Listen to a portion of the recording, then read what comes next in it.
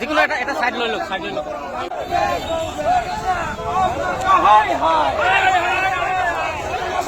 খেলা বন্ধ কৰো,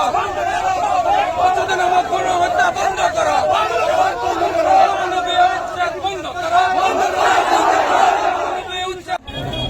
সচেতন নাগৰিক মঞ্চ নগাঁও ফালৰ পৰা আহিছো।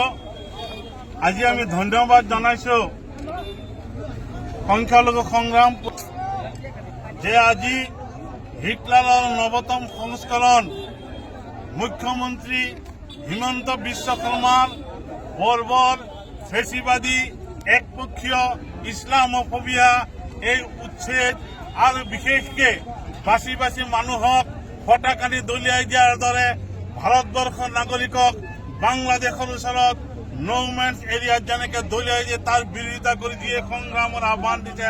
আমি ইয়াত থিয় হৈছো। আমি গোটেই ভাৰতবৰ্ষৰ মানুহক জাতি ধৰ্ম বৰ্ণ নিৰ্বিশেষে আহ্বান জনাব বিচাৰিছো। মুখ্যমন্ত্ৰী হিমন্ত বিশ্ব শৰ্মাই যি অসমৰ সংস্কৃতি কয়, এই সংস্কৃতিৰ পুৰুদা শ্ৰীমন্ত শংকৰদেৱ আছিলে। ইয়াৰ গাতে লাগি আছে আলিৰ পুখুৰী সত্ৰ। আপোনাসকলে জানে শংকৰদেৱে কৈছিলে কুকুৰ শিগাল গৰ্ধবৰো আছে আত্মাৰাম, জানিয়া পৰিয়াগ কৰিবা সবাইকো প্ৰণাম। য'ত কুকুৰ আৰু শিয়ালক প্ৰণাম কৰিব কোৱা হৈছে, সেই ঠাইত মুখ্যমন্ত্ৰী হিমন্ত বিশ্ব শৰ্মাই কয় মই মিয়াক বেয়া পাওঁ, সিহঁতক গালি পাৰিমেই। এই ধৰণৰ অমানৱীয় নিৰ্লজ্জ যি কাণ্ড কৰিছে তাৰ প্ৰতিবাদত আজি আমি ইয়াত সকলো যুৱকসকল আহি একত্ৰিত হৈছো। আমি ইয়াত কোনো ধৰণৰ হিংসাত্মক কাৰ্যকলাপ লৈ অহা নাই। আমি মানুহৰ ওচৰত আবেদন জনাইছো। আমি সভ্য দেশবিলাকত দেখিবলৈ পাইছো যেতিয়া ৰাস্তা নিৰ্মাণ কৰে, ইংলেণ্ডৰ এটা ৰাস্তাত গছৰ ওপৰত এজনী বগলীয়ে পোৱালি দিছিলে।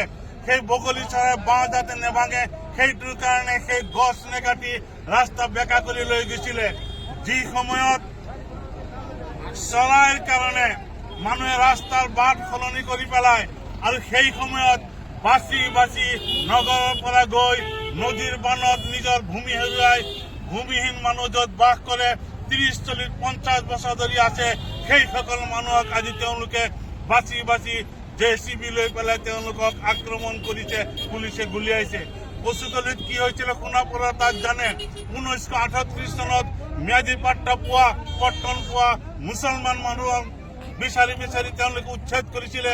তাৰ পিছত যোৱা সেই ঠাইত কৰা নাই। ট্ৰাইবেল বেল্ট 1950 চনত হৈছিলে, কিন্তু 1938 চনত পাট্টা থকা সত্ত্বেও সংখ্যালঘু মুছলমানক কৰা হৈছে।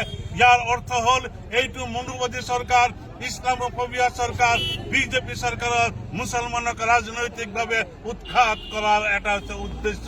আমি এই ষড়যন্ত্ৰৰ বিৰুদ্ধে ভাৰতবৰ্ষৰ সকলো ধৰ্ম নিৰপেক্ষ আৰু গণতান্ত্ৰিক শক্তিক কৈছো, আহক আজি সংকট ঘনীভূত হৈছে। পেলেষ্টাইনত যেতিয়া